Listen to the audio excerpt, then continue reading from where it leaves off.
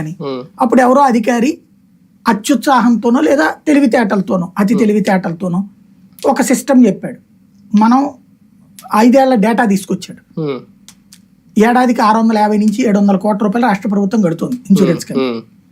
ఇచ్చే పరిహారం 50 కోట్లు 100 కోట్లే ఉంటుంది. ఇది లెక్క. ఆ లిస్ట్ తీసుకొచ్చారు లాస్ట్ 5 years లేదా అంతకుముందు 5 ఏళ్లది కూడా తీసుకొచ్చి ఉండొచ్చు.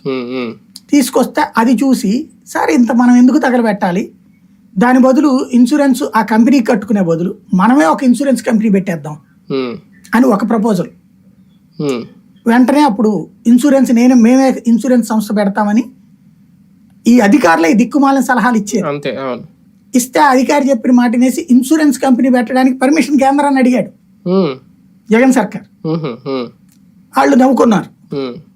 నవ్వి అక్కడ డస్ట్బిన్ లో వేశారు. ఎందుకంటే ఒక ఇన్సూరెన్స్ కంపెనీ రాష్ట్ర ప్రభుత్వం ఒక రైతుల కోసం పెట్టడం. ఇన్సూరెన్స్ కంపెనీ అంటే బోలెడు యాక్టివిటీస్ ఉంటాయి దాంట్లో.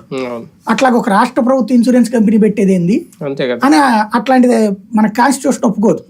రాష్ట్ర ప్రభుత్వం అట్లాంటి బిజినెస్ చేయడం ఇలా వదిలి పెడితే ఇప్పుడు ప్రతి రాష్ట్రం అట్లా చేస్తుంది. అందుకని వాళ్ళు అది లైట్ తీసుకున్నారు. దాంతో దాగిపోయింది. అక్కడ ఒక ఏడాది అట్ట ఫెయిల్ అయింది. అది రైతులకి నష్టమైంది.